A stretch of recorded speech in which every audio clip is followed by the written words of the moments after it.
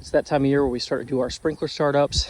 One of the commonly asked questions we receive is, do we adjust the sprinklers when we do our startups? And the quick answer to that is no, but we'll talk a little bit more about why. So here we've got a zone, we're doing a test on this zone. And when we do our startups, we first hook up the backflow. So over here on this property, we've got our main water line coming in right here, comes up to the house, and we've got a backflow up against the house. So we hook up the backflow, first of all, if we removed it. If this has O-rings in it, we make sure those O-rings are good. Install the backflow, we turn on our water, and when we turn on our water line right here, we test the pressure of this main line from there to here. Close one of these valves. Once this is charged and pressurized, we know this main line's good, no leaks. We turn on the backflow, make sure the backflow's got no leaks. Then we turn on the main line to the rest of the house. Once the entire house main line is charged and we know there's no running water, then we can be sure that there's no leaks in the main line of the system. Then we go through and turn on the zones. So right now we're running a test cycle, and this runs every zone for 2 minutes. And this particular house has 18 zones. So on this house, it'll take 30 to 45 minutes to run through our test zone. So we're not going to go through and adjust every single head. That would actually take several hours. We don't have time to do that on this visit, but what we are looking for is stuff like this right here. So this is a rotor zone. There's 5 rotor heads, and we have 1 spray head right here with an MP rotator nozzle on it. And that MP rotator nozzle is not functioning correctly. That should be spinning around.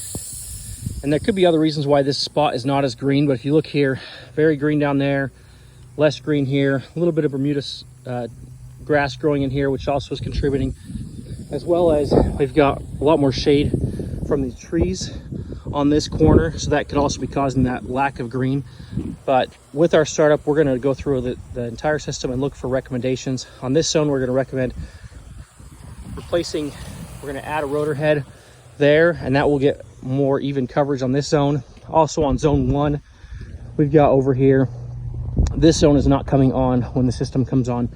We had some issues with this last year when we did the startup, and we were able to get the zone to work last year, but I think it's going to either need a solenoid or a full valve replacement in this box right here.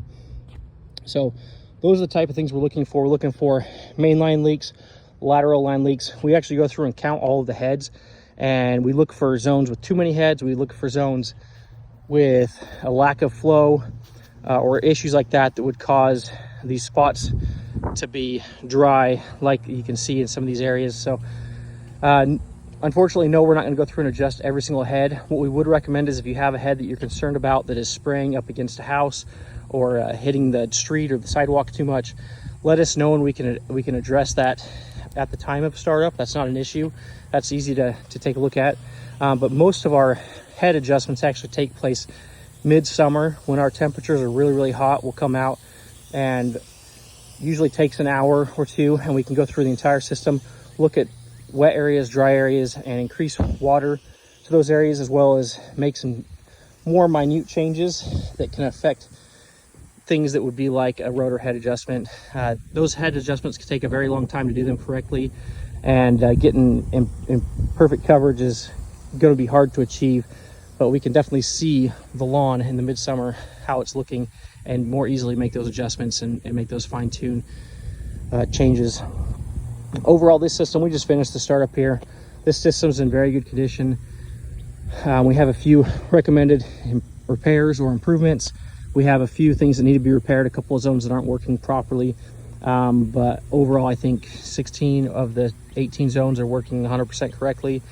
And that's what we look for in a startup. That's pretty typical. Usually we get on here, do the startup, and we will hit run, hit it to go, and it's ready for the season. Well, that's our quick rundown of our Jasper Ridge sprinkler startup, what's included in the service, and what we're looking for when we do that work.